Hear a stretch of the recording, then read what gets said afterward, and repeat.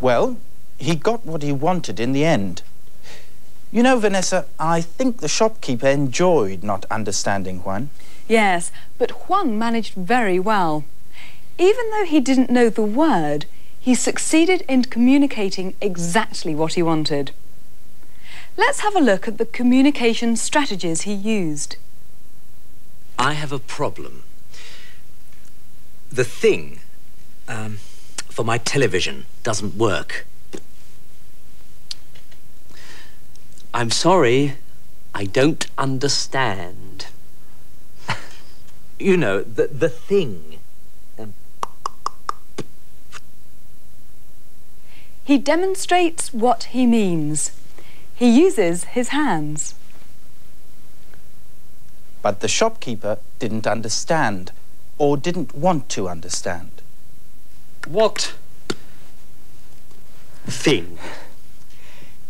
It's a black box with buttons on it. I don't know the word for it in English. There are two useful strategies here. First, use simple words to describe what you mean. It's a black box with buttons on it.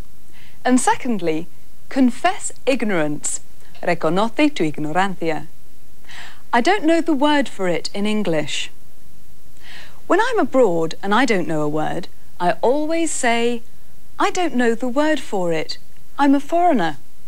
Then people don't think I'm just stupid, and they usually want to help. Just one more thing to notice. A zapper.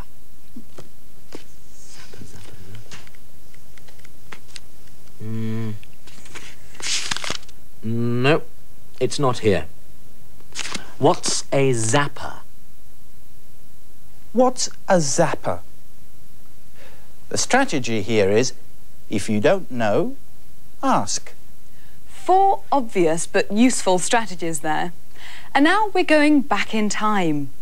How did people in the 1950s view the technology of the future? Over to the newsroom.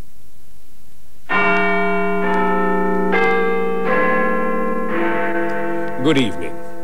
This is the news from the BBC in London, and these are the headlines. The Russians and the Americans race to be first into space. New appliances make housework easier. And a new type of supercomputer has been built. But first we have a report from Anna Pilkington, the BBC's science correspondent, on the race into space. Anna, what's been happening? Well, Trevor, the Americans are very worried because the Russians are just about to put a dog into space. A dog? Yes, Trevor. Her name is Laika, and the Russian scientists say she is looking forward to her trip.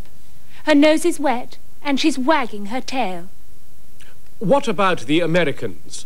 Are they going to put any pets into space? Well, Trevor, American scientists tell me that their research indicates that dogs are not intelligent enough to be good astronauts, so they'll be sending a man into space instead. They say they'll even have a man on the moon by the end of the century. Trevor, it seems as though the space race has really started. Thank you, Anna. A man on the moon. And now for the rest of the news. A report out today says that new technology is going to change the role of the housewife. Fridges, toasters, washing machines and vacuum cleaners are now being used in homes across the country, and housework is becoming easier. So, as technology advances, what will happen to the housewife? What will she be doing in 10 years' time? Will she be redundant? And finally, scientists in America have come up with the supercomputer. It's no bigger than a double-decker bus, and it can do sums quicker than a human. What will they think of next? That's all the news from the BBC in London. Good night.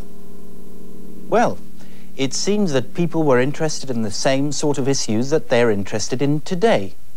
space technology, household appliances to make our lives easier, and computers. No one knew in the 1950s how important technology would be in the household, and now we hardly notice it. Will it be the same with this development? Virtual reality. Have a look at this film clip. Don't worry if you don't understand every word. The gist is the important thing. You'll hear the expression superhighway. That's the name for the system that lets anyone with a computer contact anyone else with one. Anywhere. La superautopista. Talking to computers is becoming easier. That means more and more people can unlock the gateway to the superhighway. It's even becoming fun. Wave your hands in the air and make music.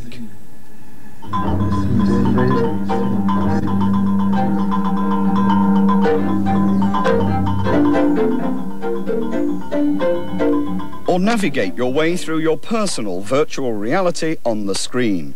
For example, selecting a tree for the garden, watching it grow, and seeing how it would look from various angles in your own backyard. The computer can even store an image of your face, allowing you to choose a pair of spectacles and try them on. More and more people have unlocked the gateway to the superhighway. Cada vez más personas abren la puerta de acceso a la superautopista and navigate around it. Y navegan por ella. Now I can even store an image. Puedo incluso guardar una imagen of my face so that I can choose a pair of spectacles. There, what do you think, Tony? Not bad, but I think you look even better without them. So? That's better. Now it's time to say goodbye. Oh yes, goodbye. Goodbye. See you soon.